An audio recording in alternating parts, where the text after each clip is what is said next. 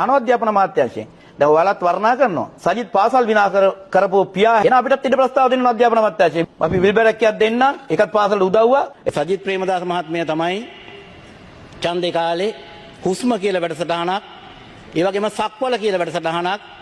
දිනපතා පාසල් වලට ගිහිල්ලා ඒ දේශපාලනය කළේ අද හුස්මන් අතර වෙලා සක්වල මම හිතන්නේ සක්වල ගලේ ගහලා අද ඒව නෑ එහෙම දැන් දෙන්නකො එහෙමනම් මම දැක්ක අද උදේ නියෝජ්‍ය ඇමතිවරයෙක් විපක්ෂ නායකවරයාගේ සක්වල වැඩසටහන පිළිබඳව ඊටාම අර කුහක අදහසින් මොනවදෝ ටිකක් කියනවා මේ රටේ පළවෙනි වතාවට විපක්ෂ නායකවරයෙක්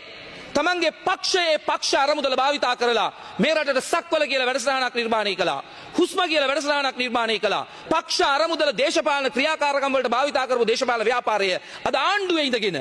පක්ෂ අරමුදලේ සල්ලි ළමයින්ගේ අධ්‍යාපනයට විශේෂයෙන්ම අනාගත ලෝකයේ දිනා ගැනීම උදෙසා පරිගණකයක් කවදාවත් පරිහරණය නොකළ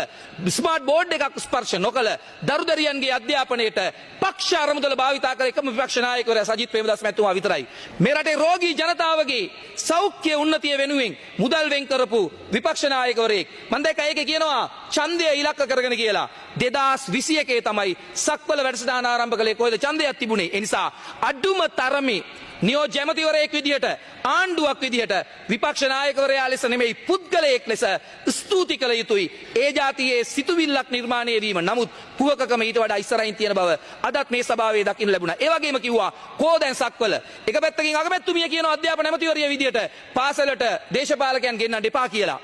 දේශපාලන උදව් ගන්න එපා කියලා සෞඛ්‍ය ඇමතිවරයා කියනවා කාගවත් උදව් අවශ්‍ය නැහැයි කියලා හැබැයි මේ සියල්ල කියන අතරවාරේ මෙතනට ඇවිල්ලා නියෝජ්‍ය ඇමතිවරයෙක් අහනවා කින්ඩියට කෝ දැන් ඒවා කියලා ඉස්සරලා කට්ටිය කතා වෙලා නාට්‍ය රඟ දැක්වුවා නම් හොඳයි එක එක නළුවෝ සහ එක එක නිරියෝ එක එක වෙලාවල එක එක දෙබස් කියන්නේ නැතුව එක පිළිවෙලකට ওই ටික කිව්වා නම් හොඳයි කියලා අපි හිතනවා හැබැයි නැවත කියනවා ආණ්ඩුවක් ලෙස අනාගත ලෝකයේ දිහා බලලා අධ්‍යාපන ප්‍රතිසංස්කරණ කළ යුතුයි